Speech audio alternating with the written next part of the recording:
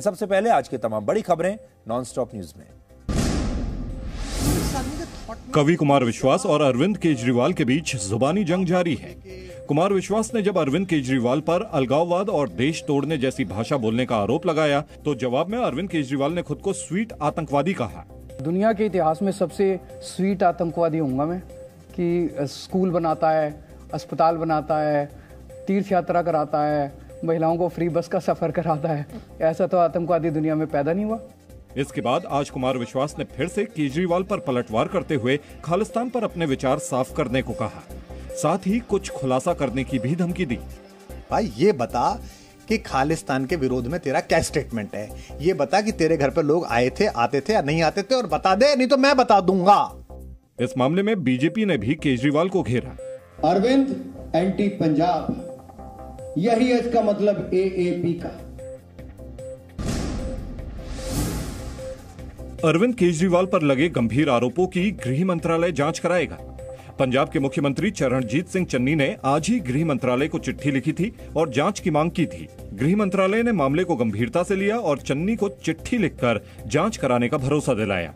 गृह मंत्री अमित शाह की तरफ से भेजी गई चिट्ठी में लिखा है कि आपकी चिट्ठी में लिखे आरोप काफी गंभीर हैं। देश की अखंडता से खिलवाड़ बर्दाश्त नहीं किया जाएगा।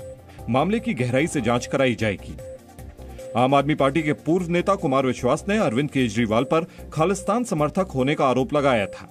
विश्वास ने कहा था कि पंजाब में चुनाव जीतने के लिए केजरीवाल अलगाववादियों का सहारा ले रहे हैं। 2008 में हुए अहमदाबाद सीरियल ब्लास्ट मामले में विशेष अदालत ने यूएपीए एक्ट के तहत 49 दोषियों में से 38 को फांसी की सजा सुनाई है। 11 दोषियों को आखिरी सांस तक कैद में रहने की सजा दी गई है, जबकि 28 लोगों को बरी कर दिया गया है। कोर्ट ने आरोपियों को 8 फरवरी को दोषी करार दिया था। कोर्ट ने यह बात भी मानी है कि गुजरात के तत्कालीन मुख्यमंत्री नरेंद्र मोदी को निशाना बनाने के लिए ये साजिश रची गई। ये पहला मौका है जब एक साथ 38 लोगों को फांसी की सजा दी गई है। टोटल 38 एक्यूज जो है उसको ऑनरेबल कोर्ट ने मृत्युदंड की सजा की है और 11 एक्यूज जो है उनको लाइफ टाइम की सजा की है। 26 जुलाई 2008 को अहमदाबाद में 70 मिनट के दौरान 21 सिलसिलेवार बम धमाके हुए थे। इन धमाकों में 56 लोगों को जान गंवानी पड़ी थी, जबकि 200 से ज्यादा लोग घायल हो गए थे। अहमदाबाद सीरियल ब्लास्ट केस में सजा के ऐलान के बाद उत्तर प्रदेश के मुख्यमंत्री योगी आदित्यनाथ ने समाजवादी पार्टी पर निशाना साधा। योगी आदित्यनाथ ने कहा, दोषियों में से एक के परिवार का संबंध समाजवादी पार्टी से है। ऐसे में समाजवादी पार्टी के मंसूबे समझे जा सकते हैं। उस आतंकवादी के पिता का संबंध, उसके परिवार का संबंध किससे है मालूम है? समाजवादी पार्टी से। सीएम योगी के बयान पर समाजवादी पार्टी ने कोई प्रतिक्रिया नहीं दी है। अहमदाबाद ब्लास्ट के दोषियों में से 5 दोषी आजमगढ़ के रहने वाले हैं। दिल्ली के ओल्ड सीमापुरी में मिले आईईडी मामले में जांच का दायरा उत्तर प्रदेश से लेकर पंजाब, जम्मू कश्मीर और हिमाचल प्रदेश तक फैल चुका है। स्पेशल सेल मकान मालिक हाशिम और प्रॉपर्टी डीलर शमीम से लगातार पूछताछ कर रही है, जिन्होंने बिना सत्यापन के संदिग्धों को किराए पर मकान दिया था। 3-4 लड़के रहते थे और कम उम्र के लड़के, 20-22 साल की एज होगी इन लोगों की। इंडियन ही थे, लेकिन हाँ मोमडन थे, क्योंकि वो गोल वाली टोपी लगा के ही रहते थे। पुलिस फरार 20-22 साल के तीनों आरोपियों को पकड़ने के लिए स्केच भी बनवा रही है। दिल्ली पुलिस ने खुलासा किया है कि गाजीपुर में आईईडी मिलने के बाद 100 पुलिस कर्मियों की टीम जांच में जुटी थी। 800 सीसीटीवी कैमरों की फुटेज खंगाली गई थी। 35 दिन की तफ्तीश के बाद मिले सुराग के जरिए पुलिस आरोपियों तक पहुंची थी। इस तरह की आईईडीज हैं वो पब्लिक प्लेसेस में ब्लास्ट करने के लिए तैयार की गई है और इनका जो दूसरी जगह भी आईईडीज रिकवर हुई हैं उसमें काफी हद तक सिमिलैरिटीज है। देश में बीते 2 सालों से कोरोना के खिलाफ प्रधानमंत्री नरेंद्र मोदी के नेतृत्व में संघर्ष जारी है। इस मुद्दे पर प्रियम गांधी मोदी ने a nation to protect leading India through the Covid crisis के नाम से पुस्तक लिखी है। आज इस पुस्तक का विमोचन किया गया। किताब का विमोचन केंद्रीय स्वास्थ्य मंत्री मनसुख मांडविया ने किया और इस मौके पर जी न्यूज के editor in chief Sudhir Chaudhary ने कार्यक्रम का संचालन किया। इस दौरान चर्चा में केंद्रीय मंत्री मनसुख मांडविया के अलावा वीके पॉल भी शामिल हुए। दोनों ने अपने अनुभव साझा किए। दुनिया की कंपनी आके बिजनेस करे, वे नो ऑब्जेक्शन, हमें कोई उसमें दिक्कत नहीं, लेकिन हमारी शर्त पर शर्त इंडिया की होगी। ये न्यू इंडिया है, ये पुराना इंडिया नहीं है कि जिसमें दुनिया में वैक्सीन रिसर्च होता था, हम उसके सामने लाइन में खड़े रहते थे। 10 साल के बाद वहाँ उसकी रिक्वायरमेंट कम हो जाती थी, बाद में इंडिया को मिलते थे।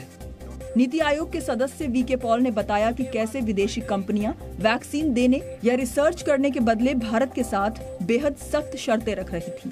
कंपनी ने कहा कि वो डोनेशन से आएगा यूएस का। कंडीशन है कि इंडेमिफिकेशन होनी चाहिए, हमारी कंपनी, हमारा ये, हमारा कॉन्ट्रैक्टर, हमारा वो वाला उसको अब सब माफ़ होगा, यहाँ कुछ जो नतीजा निकलेगा और इमरजेंसी यूज़ है तो सरकार को पेश करना है। सुन लिया। दूसरी कंपनी जो उनसे बहुत बड़ी है, उन्होंने कहा कि ये सब तो चाहिए, हमें सॉवरन इम्यूनिटी वेवर चाहिए।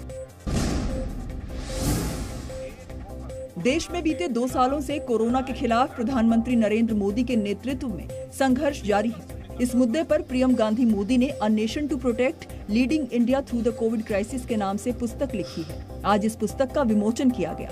किताब का विमोचन केंद्रीय स्वास्थ्य मंत्री मनसुख मांडविया ने किया और इस मौके पर जी न्यूज के editor in chief Sudhir Chaudhary ने कार्यक्रम का संचालन किया। इस दौरान चर्चा में केंद्रीय मंत्री मनसुख मांडविया के अलावा वीके पॉल भी शामिल हुए। दोनों ने अपने अनुभव साझा किए।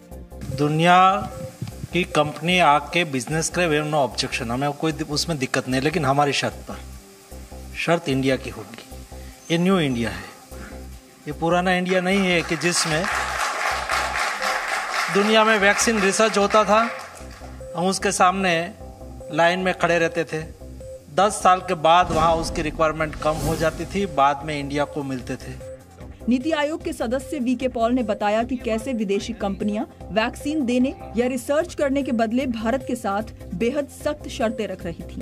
कंपनी ने कहा कि वो डोनेशन से आएगा यूएस का। कंडीशन है कि इंडेमिफिकेशन होनी चाहिए, हमारी कंपनी, हमारा ये, हमारा कॉन्ट्रैक्टर, हमारा वो वाला उसको अब सब माफ़ होगा, यहाँ कुछ जो नतीजा निकलेगा और इमरजेंसी यूज़ है तो सरकार को पेश करना है। सुन लिया। दूसरी कंपनी जो उनसे बहुत बड़ी है, उन्होंने कहा कि ये सब तो चाहिए, हमें सॉवरन इम्यूनिटी वेवर चाहिए।